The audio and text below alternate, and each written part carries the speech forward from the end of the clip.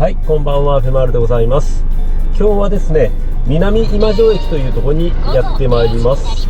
今これ、北陸本線ですね、サンダーバードかな、白鷺かな、今のは通っていきましたけども、この左の方行くと、北陸トンネルという、とても長いトンネルがあるんですけども、それができるまでっていうのは、こちらの今、旧線跡ですね、そちらの方を通っていったわけですけども、その北陸トンネルができた時に同時に開業した駅があります。それが南今庄駅という風になっております。あまり僕は鉄道はすごく詳しいわけじゃないんですけども、一応日本の秘境駅に入るらしいです。そんな秘境かな、ここ。でその秘境駅に参りますけども、秘境駅だけではなくて、僕はそれよりもメインがあって、その秘境駅の南今庄駅の裏に昔スキー場があったんですね。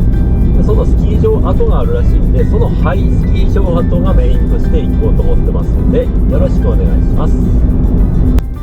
ちなみにですけども、この道ですね、これが旧北陸本線の線路跡らしいです。これ南今庄駅が出てまいりました。来ておりますね。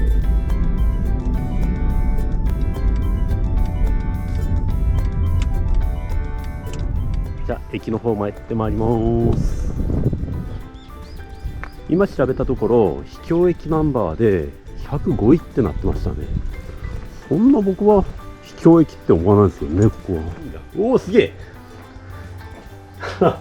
こんな秘境駅でも今はこんなん使えるんですね。自分が思う秘境駅っていうのは、もっともっとすごいなんか谷底、ここも谷底か、すごい谷底とかなんか民家がないとかって思ったんですけど、民家は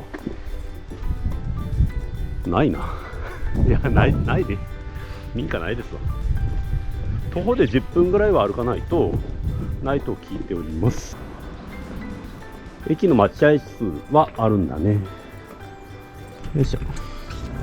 運行本数、こんなもんか。でも結構あるんだよね。もっと秘境駅っていうと、なんだろう、3時間に1本ぐらいしかないようなイメージがあったんだけど。なんだこれ。なんだ、秘境駅の割になんかハイテクじゃねえ、なんか。こんなもあるんだ。そして、今日の目的っていうのは、そこがスキー場だったらしいんですよね。昔から聞いてはいたんですけど、実際そのやってる時、僕が小さい頃にはもうやってたかやってないかぐらいだったんですけども、そのスキー場があるので、そこへ行ってみたいと思います。いやー、スキー場へのアクセス路がない。昔はどうやって行ったんだろう。スキー場へ昔どうやって行ったのかわからない。こっからスキー場はダメだな。残念。これがスキー場です。残念。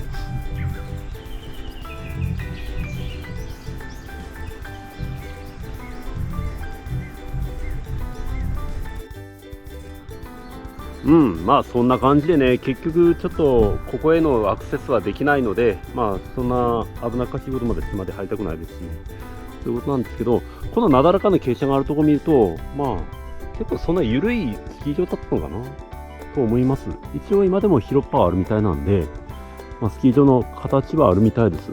ただスキー場といってもなんか町民が利用するような簡易的なスキー場だと思いますんで、リフトはあったのかな、ちょっと定かじゃないですけども、そういうなんか思っているイメージのそういうスキー場じゃなくて、ほんと町民用のスキー場、なんかレストランとかもないような、そういったところじゃないかなと思いますよ。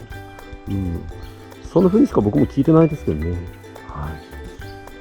じゃあこんなとこですわ。今日はもう、本当はスキー場メインで行きたかったんですけども、ちょっと秘境駅メインになりました。秘境駅もなかなか僕は好きですしね。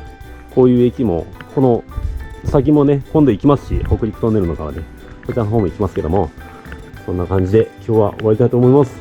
ちょっと残念でしたけども、仕方ないです。それでも秘境駅ファンの方にとっては、いい動画だったんじゃないかなということにしていきます。それではおやすみなさいませ。まるでした。ありがとうございました。バイバイ。